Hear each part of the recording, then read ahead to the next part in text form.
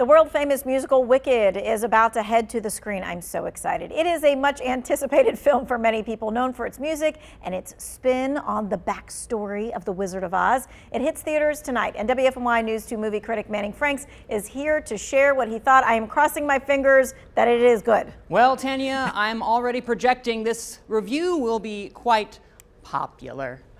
See, yeah, there you go. If you see the movie, you'll get the reference. If you see the musical, you'll get the reference. But after over 20 years on Broadway, Wicked is making its big screen debut. But does it live up to its musical roots? And more importantly, because this is all we're waiting to hear, is it too approved? Let's find out.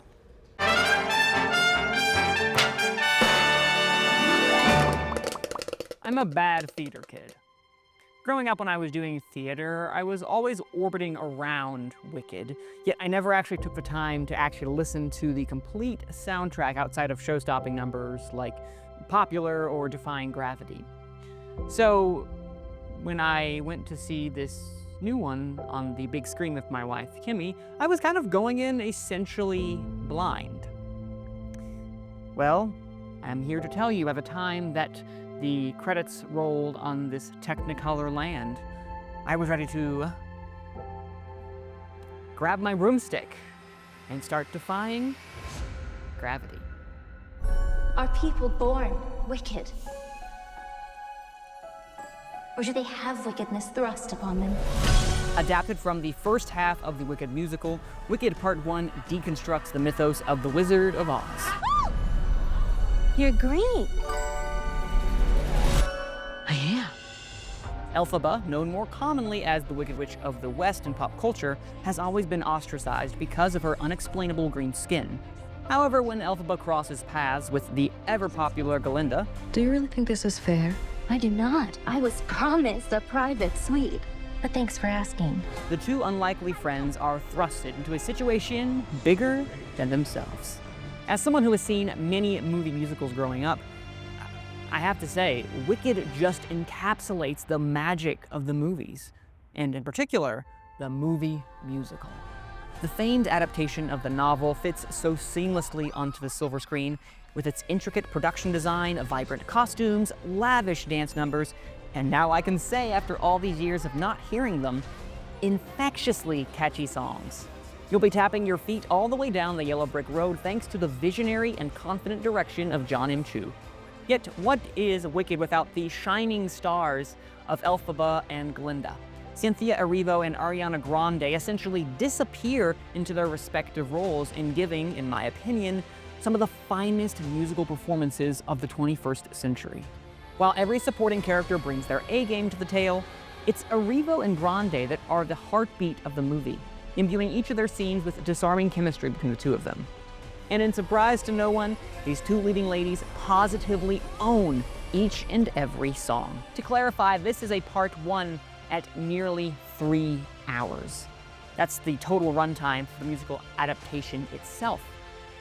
So I'm curious as how they're going to adapt the second act of the musical and expand upon that in part 2. Although, I really don't know what you could have cut from this one because it's paced so perfectly thanks to so many different aspects of the film coming together in unison. It's almost a perfect movie. I'm giving Wicked a 2 approved. You can watch it only in theaters. So this is 2 extra approved, basically. Maybe not you too said it's extra. perfect. You said it was perfect. It's almost perfect. Oh. I mean, I will say the pacing works really well, but it is 3 hours, so you have to devote your time to it. But again, I don't know what I would have cut. It works so well, and by the time I got to the third act, I'm like, wait, how long have I been in this chair? Wow. You know, I like how you said that the music, it was easy to memorize and catch on. That's how I felt about The Greatest Showman when I went to go see it. I still listen to those songs to this day. These, I will assure you, you will also be listening to. The soundtrack is not coming out until tomorrow, and I just can't wait to listen to Cynthia Erivo and Ariana Grande's in their Defying Gravity. That was really good, is all I'll say for those musical theater fans.